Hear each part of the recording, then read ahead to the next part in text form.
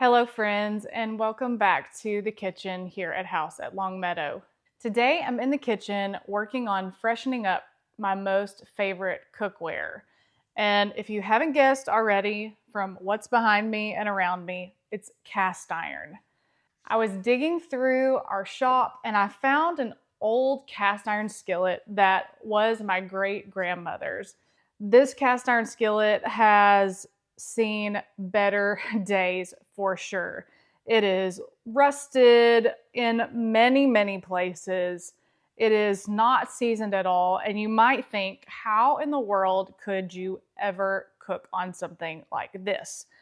But I'm here today to make the case for cast iron, to show you how a really nasty looking cast iron pan like this can be redeemed into something really wonderful. But before I show you how we're going to take this cast iron pan and bring it back to life, let's talk about why I choose cast iron cookware over all other types of cookware here in my kitchen. The beauty of cast iron is that I can do anything. It's versatile. I can go from searing to sauteing to frying to baking in my Dutch ovens. Literally anything can be done with these pans. And the beauty is they can go straight from my cooktop into the oven. So if you're a fan like me of a one-pot dish where there's not a lot of cleanup after dinner, then cast iron should be your go-to. Take, for example, this red baker. I cook my favorite chicken thigh recipe in this pan right here. I sear my chicken on both sides, saute the veggies that go in with it, put everything back in the pot, pour in some liquid, add the lid on, and it goes right in the oven for an hour to finish cooking. It's so completely versatile. The second reason why I love cast iron pans is because they're just so dang tough. It is really hard to ruin a cast iron pan, and I would venture to say it's impossible to ruin a cast iron pan. So since cast iron is so tough and it's hard to ruin, that means that this group of cast iron pans that I have can be multi-generational pans. If I season them well and take care of them well through my lifetime, then these pans can be passed down to my children and potentially even my grandchildren. So if you're like me and you want to bring things into your home that are going to be long lasting, if you don't want to be stuck on the hamster wheel of consumerism when it comes to the things that you bring into your home, then cast iron should be on your list. Now, you may not believe me on this last point. Now, if you have some cast iron that's a little worse for wear, stuck in the back of your cabinets because you just don't know how to cook with it, you may not believe me when I tell you that cast iron is naturally non-stick. All right, we're over here at the stove, and let me show you just how non-stick a cast iron pan can be. Now, the number one tip that I can give you when it comes to cooking with cast iron is to preheat your pan. If you throw your food into a cold pan, it's going to stick. So, the first thing we need to do is to get that pan heated. Let that pan heat up. Then, after it's preheated, that's when you want to add your fat or your oil to the pan. All right, while that skillet's heating up, let's get some eggs scrambled.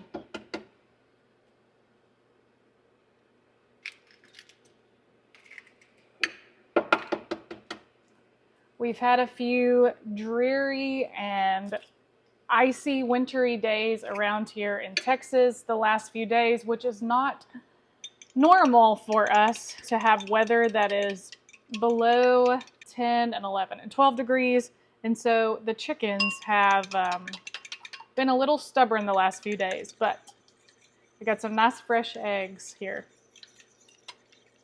All right, those are scrambled up. I've got my skillet hot and ready to go. Now that it's hot, I'm going to add in the fat. I'm just using a little bit of butter to scramble these eggs in.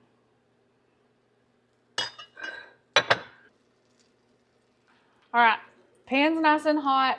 The butter's all melted. Let's go in with these eggs.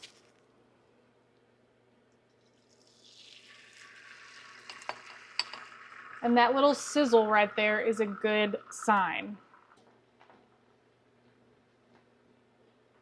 The trick to really good scrambled eggs is to just let them sit a minute. Don't go stirring too fast. Just let them sit. Once they've sat a second, look at that right there. Pretty darn non-stick, if you ask me. All right, let's get those turned off. So see there, look at that pan.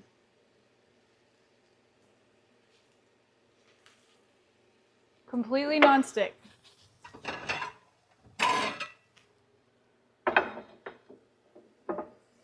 Now, once we cook in this pan, let's talk about how I clean the cast iron. Typically, what I'm gonna do is I'm going to clean that cast iron pan really quickly after I've cooked in it. Now, it doesn't mean you have to cook it right away before you eat your meal, but it's not a good idea to let your cast iron sit overnight or even the next day.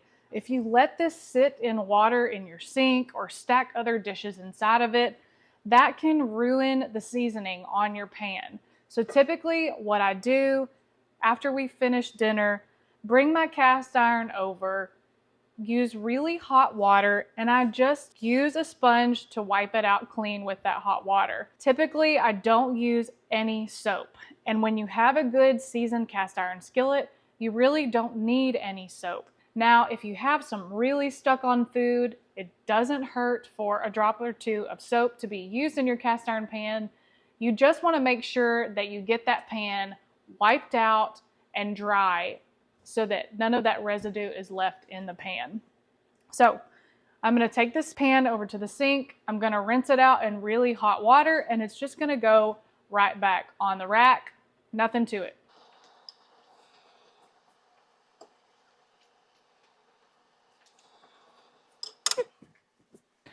Okay, so if it's all cast iron, you might be wondering what the difference is in cooking with the enameled cast iron pan versus our traditional cast iron pans.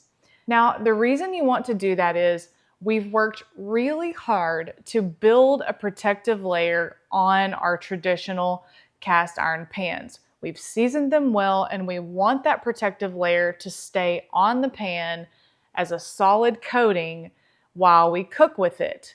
Now, if I were to cook something like a homemade tomato-based pasta sauce or something else acidic, then when I'm cooking in that cast iron pan, that acidity can ruin and degrade the seasoning layer that we've built up over time on our cast iron pan.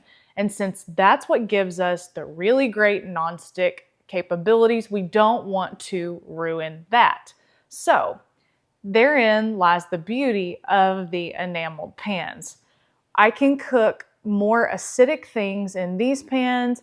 I can cook them for long periods of time in like one of these pans that we would braise in for hours and not have to worry about ruining what's here. This enamel finish inside these pans is made to withstand that type of acidity and that type of cooking, whereas your traditional cast iron skillet just isn't up to the task. You can find enameled cast iron like this in a lot of places. Your local Walmart, your local Target, probably Amazon has them as well. But most of those cast iron skillets are going to be made in China, and they may not be the greatest quality cast iron that you can find. These right here are a French-made cast iron. They're a brand called Le Creuset, but there's also a great brand called Staub that you may have heard of. These pans have been made in France for years and years. Now, they do come with a pretty hefty price tag. But for me, as someone who is looking to make an investment in really quality items for my kitchen to not be a consumer that's buying something year after year because it's just not long lasting, then the price tag on these is okay for me. I'm buying one time and I'm not buying again. Same thing with your cast iron. Now, these cast iron skillets that I have are the Lodge brand cast iron, and you can find them almost anywhere. And they are made in the USA. Cast iron pans like these, if you can find them at a thrift store or a garage sale that are decades old, those are gonna have a really nice smooth surface. And so if you can get your hands on one of these, you're lucky. But what you will find if you ever have an old piece of cast iron and you compare it to cast iron made today is that cast iron today is a lot more porous. You'll see that the surface of the pan is a lot rougher than what you would find years ago. All right, come over to the sink with me and let's start bringing this little cast iron pan back to life. Okay, so when you get ready to redeem or re-season your cast iron pan, the first thing you want to do is just give it a really good clean. Now I have a bowl of really hot soapy water and I'm just going to give this iron skillet a really good scrub. Because this one is in such terrible shape, I'm using just some copper wool. You could also use stainless steel wool, whatever you have, just something that is a little bit abrasive that's gonna get into these areas that are really rough and really pitted. So we want to give this a good clean, use some elbow grease, and try to get this pan freshened up. Now, if you have a really, really bad pan that you think is too far gone, you could also use a product like Easy Off Oven Cleaner to get you started and try to break down some of that really rusty finish on there. Now, it's not a non-toxic option, but it will work to help bring that pan back to life.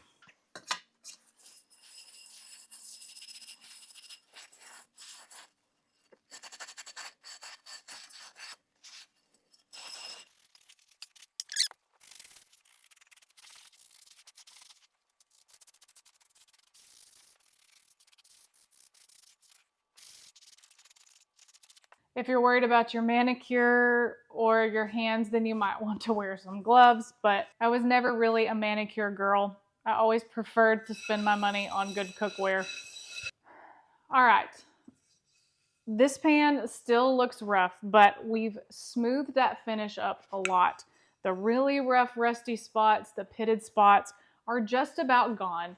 So what I'm gonna do next is give this pan a good wash off, get it cleaned, and then we're gonna move on to seasoning this pan.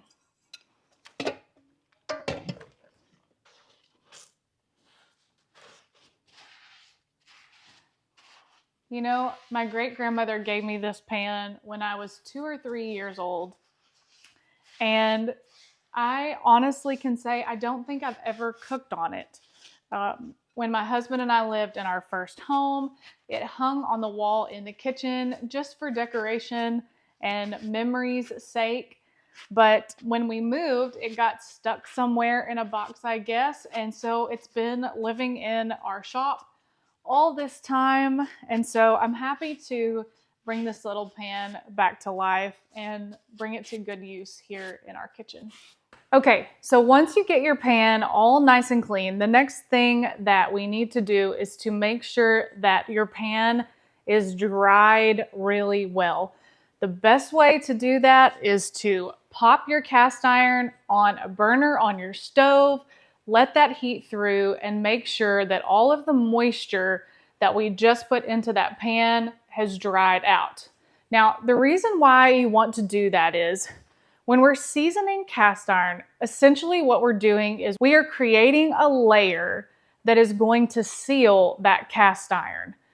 So if we have a lot of moisture still in the pan and we go to season that with our oil, then that moisture will get trapped underneath our protective layer and it can cause issues with the pan not being seasoned properly. So we want to make sure that that pan is really nice and dry. Let's talk about what to season your cast iron pan with. you want to look for a fat that has a high smoke point. So I like to use avocado oil. I think the smoke point is like 450 or 500 degrees. That means that if I'm cooking with a high temp or have my oven on broil with the pan in there, my pan is not going to smoke a lot from the oil that we're seasoning it with. I also like to use animal fats on my cast iron. So that would be things like lard and tallow. Those are really natural ingredients that we keep in our kitchen every single day that do a really good job to season cast iron. And the reason I know that is because our grandmothers have been cooking with cast iron long before we ever did, and those animal fats are what they were seasoning their pans with. So it worked for them, works for me. All right, let's start seasoning this pan. All right, so when you're seasoning your cast iron pan, you do not need a lot of oil. And we want to get in there and we want to try to buff this oil all over our skillet. We're not going to get too fancy, just going to use a paper towel. And you really want to try to rub that oil in, buff it in really good.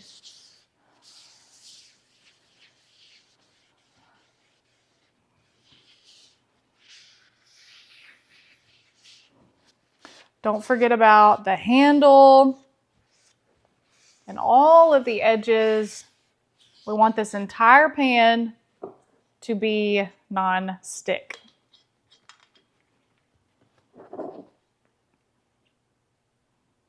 I'm going to do a little bit more oil for the back.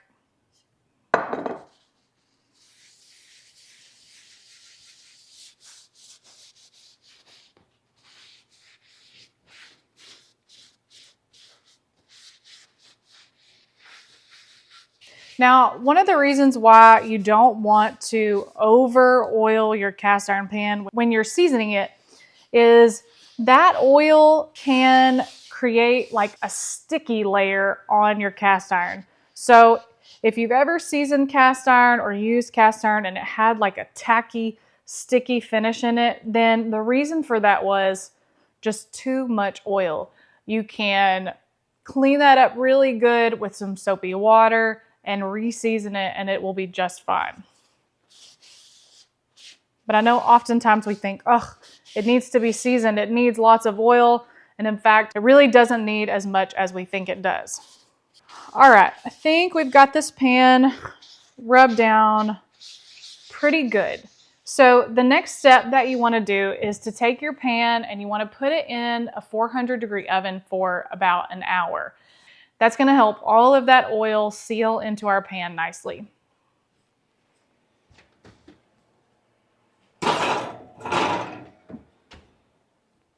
Okay, our little cast iron pan has been in the oven for about an hour at 400 degrees, and then I shut the oven off and just let it cool down while I went about my business doing other things this evening. Let's pull the pan out and see how it's looking. All right, you can see that our pan is looking much better. Most of those rust spots are gone. The interior is nice and smooth. The backside that took the worst wear still looks a little pitted and rusted. I probably could have given that a little bit more elbow grease, but I really think that what this pan needs is some love and some bacon grease and a lot of good cooking. So we're going to continue to do that over the next few weeks. And before you know it, this pan will be back to its prime. Now, I hope that this quick little video about cast iron has convinced you to go out and purchase your own. Maybe go thrifting this weekend, hit up some garage sales and see what you can find. Or start saving for some investment pieces to add to your kitchen. All in all, cooking with cast iron is at the top of my list. Ticks all the boxes for me when it comes to bringing things into my home and into my kitchen, things that will be long-lasting and will serve a purpose for us in everyday use. If you would like to go more in-depth into cast iron, you can head over to the blog and read up on all of that. You can find a link to that blog post in the description below. As always, thank you for stopping by the house at Long Meadow. Please like and subscribe to show us some support. We'd love to continue to inspire you to find joy and create beauty for your table, around your hearth, and from the soil that your feet are planted on. See you next time.